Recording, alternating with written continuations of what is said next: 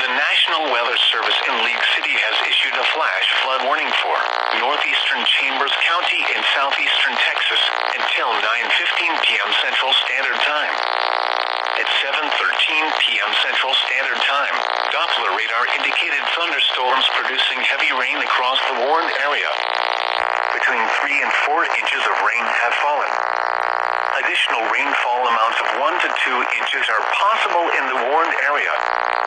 Flash flooding is ongoing or expected to begin shortly.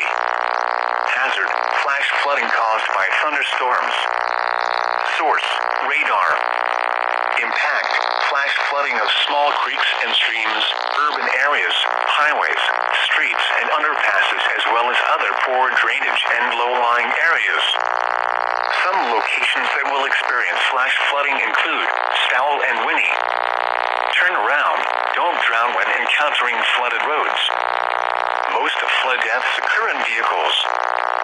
Be especially cautious at night when it is harder to recognize the dangers of flooding. Be aware of your surroundings and do not drive on flooded roads.